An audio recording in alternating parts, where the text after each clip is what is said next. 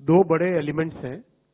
एक तो है पीएम राष्ट्रीय कृषि विकास योजना, दूसरी है कृषि उन्नति योजना। आप दोनों के दोनों इन पिलर्स में देखेंगे 9 एलिमेंट्स हैं। इसमें से कई चीजें आप अगर ढंग से देखेंगे, उनका सीधा साधा एकदम सीधा कनेक्शन है किसानों की इनकम से, सस्टेनेबल फार्मिंग से, एग्रीकल्चर के प्रोडक्शन से, और साथ ही साथ हमारे मिडिल क्लास परिवारों की थाली से। जैसे मैं एग्जांपल के तौर पे आपके सामने item number 1 right hand side में या item number 2 right hand side में दो, national mission on edible oils. Edible oils होते ही सीधा हमारे परिवार पे, हमारे महीने के खर्चे पे फर्क पड़ता है। अगर हम देखें पर इधर लेफ्ट हैंड साइड में देखें पर ड्रॉप मोर क्रॉप, तो सीधा उससे किसानों की इनकम पे पॉजिटिव इंपैक्ट होता है। तो इसको आप केयरफुली देखें, ये बहुत बड़ा विस्तृत। अगर हम देखें पर इधर लेफ्ट हैंड साइड में देखें पर ड्रॉप मोर क्रॉप, तो सीधा उससे किसानों की इनकम पे पॉजिटिव इंपैक्ट होता है। तो इसको आप केयरफुली देखें, ये बहुत बड़ा विस्तृत कार्यक्रम है और इसके बहुत सारे सब कंपोनेंट्स हैं। सब कंपोनेंट्स के ऊपर कुछ जो डिटेल्ड प्रोग्राम्स है वो आपके सामने ऑलरेडी पिछली कैबिनेट मीटिंग्स में आ चुके हैं, और बाकी बहुत सारे डिटेल्ड प्रोग्राम्स में या तो इंडिविजुअल प्रोग्राम्स बनेंगे जो कि कैबिनेट में आएंगे, या फिर मंत्रालय के लेवल पे ही उनका अप्रूवल होगा। मान लीजिए पर ड्रॉप मोर क्रॉप, इसका राजस्थान में इंप्लीमेंटेशन अलग तरीके से होगा, ओडिशा में अलग तरीके से होगा, दोनों की जलवायु डिफरेंट है। महाराष्ट्र में इसका इंप्लीमेंटेशन अलग से होगा, अलग तरीके से होगा। महाराष्ट्र के भी 2 हिस्सों में अलग अलग तरीके से होगा, कोस्टल एरिया में अलग तरीके से होगा और तो अलग तरीके से होगा, क्योंकि दोनों की जलवायु, दोनों की मिट्टी, वो सब अलग है।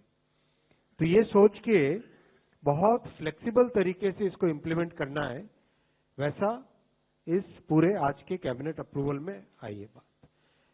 और एक तरीके से जो किसानों से जुड़ी हुई, प्रैक्टिकली किसानों की इनकम से जुड़े हुए प्रैक्टिकली जितने भी पॉइंट्स हैं, वो करीब करीब आज के इस बड़े प्रोग्राम में इंक्लूड हो गए हैं। और ये प्रोग्राम 1,01,321 करोड़ रुपए का, 1,01,321 crore. It's a very big programme. It has multiple components. Many of the components have already been approved by the cabinet as separate schemes, and some of the components will be done by the ministry, and some more will come into the cabinet for complete approval.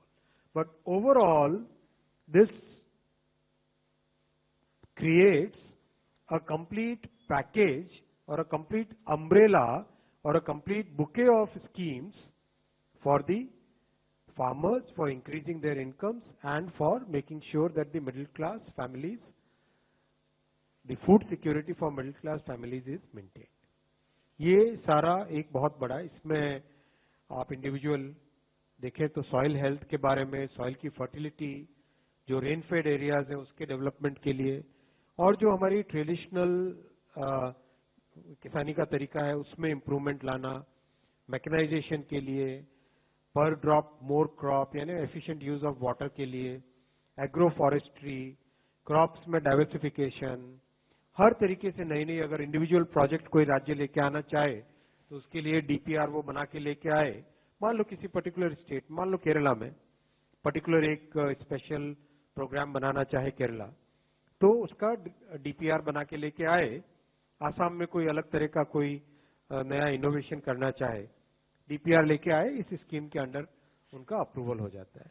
आप सब जानते हैं कि प्रधानमंत्री श्री नरेंद्र मोदी जी ने हमेशा भारतीय भाषाओं पर बहुत बड़ा एक ध्यान दिया है, बहुत बड़ा फोकस दिया है। Honourable prime minister Shri Narendra Modi ji and the NDA government have always been focused on developing the Indian languages.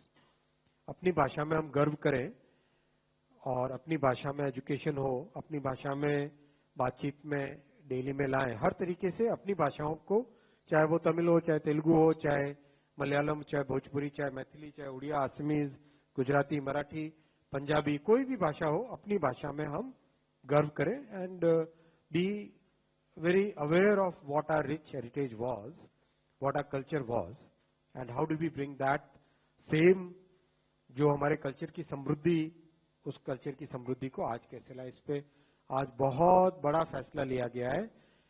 5 languages को क्लासिकल लैंग्वेजेस के लिए अप्रूव किया गया है।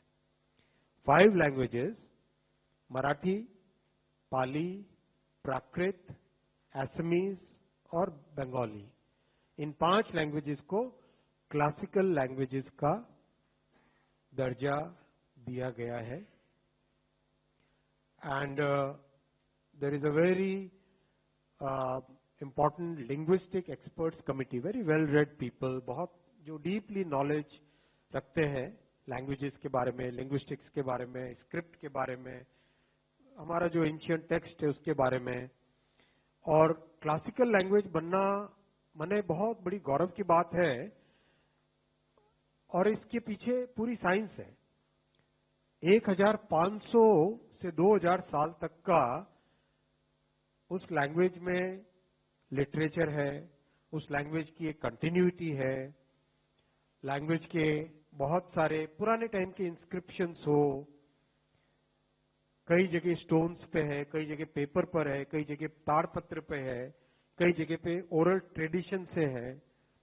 इन सब का ध्यान रख के जो एंशियंट बॉडी ऑफ लिटरेचर है और जो जनरेशन टू जनरेशन हेरिटेज हमारी पास ऑन होती आई है, उस हेरिटेज को ध्यान में रखते हुए उन सब नॉलेज टेक्स्ट को, प्रोज टेक्स्ट को, कई जगह पोएम्स है, कई जगह एपिग्राफिकल इंस्क्रिप्शनल एविडेंस है, इन सब को ध्यान में रखते हुए ये फैसला लिया गया है और ये बहुत इंपॉर्टेंट और बहुत बड़ा फैसला है। मराठी, पाली, प्राकृत, असमीज और बंगाली। अभी तक हमारे पास जो नोटिफाइड क्लासिकल लैंग्वेजेस थी वो थी तमिल, संस्कृत, तेलुगु, कन्नड़ा, मलयालम और उड़िया। ये लैंग्वेजेस क्लासिकल लैंग्वेजेस नोटिफाइड थी। ये नए प्रपोजल्स आए, नए प्रपोजल्स को इस फ्रेमवर्क में एग्जामिन किया गया और आगे भी जो प्रपोजल्स आएंगे इसी फ्रेमवर्क में एग्जामिन होंगे और जो proper scientific evidence, research, historical सब डेटा सब कलेक्ट करके फिर इसको ये दिया जाता है। रेलवे एम्प्लॉयज के लिए प्रोडक्टिविटी लिंक्ड बोनस 2029 करोड़ रुपए का प्रोडक्टिविटी लिंक्ड बोनस आज माननीय प्रधानमंत्री जी की अध्यक्षता में कैबिनेट में अप्रूव हुआ है और ये रेलवे ने जो बहुत अच्छी परफॉर्मेंस की है उसके कारण ये संभव हो पाया है। इससे 11,72,240 एम्प्लॉयज को बेनिफिट होगा।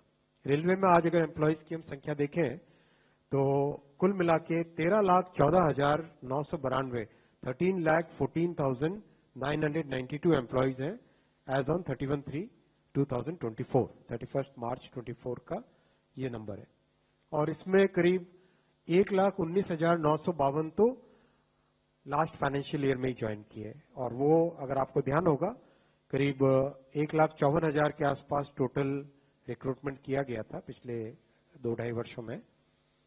उसमें 2 करोड़ से ज्यादा एप्लीकेशंस थी और बिना कोई हैसल, बिना कोई पेपर लीक, बिना कोई इधर कोई कंप्लेंट के बहुत ही स्मूथ तरीके से ये मैसिव एग्जाम कई सारे शहरों में 500 से ज्यादा शहरों में करीब 30-30 दिन तक एग्जाम चला था। 15 लैंग्वेजेस में कई सारी शिफ्टों में एग्जाम हुआ था, उसके कारण ये ज्वाइन किए थे।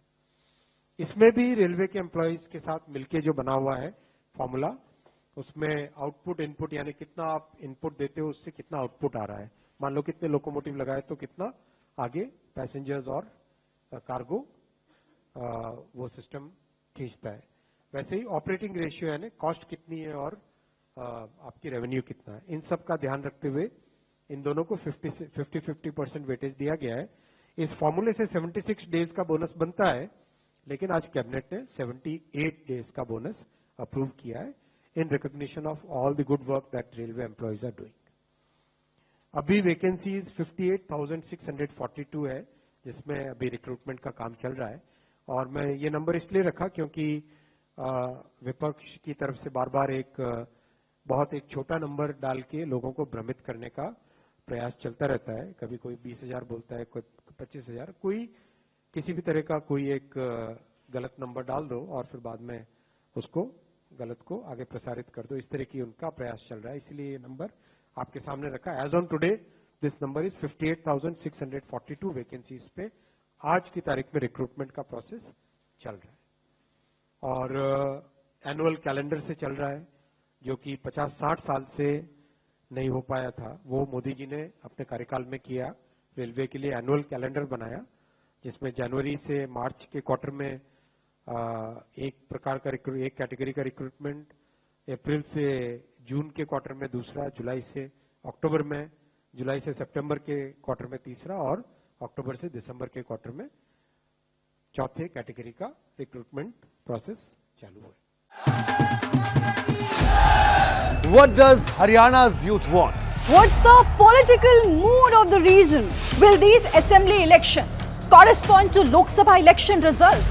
सरकार बनेगी तो 36 बरादरियों की सरकार बनेगी। Ram Ram. Who will have the last laugh? Will it be Naib Singh Saini of BJP or Bhupinder Singh Hooda from Congress? Will turn the tables this time. Haryana में मौजूद है हम इस वक्त। Get to know the ground reality of the Haryana elections 2024 with real-time updates in your language and your preferred platform. Only on ABP Live Election Center. Sahi information, har election.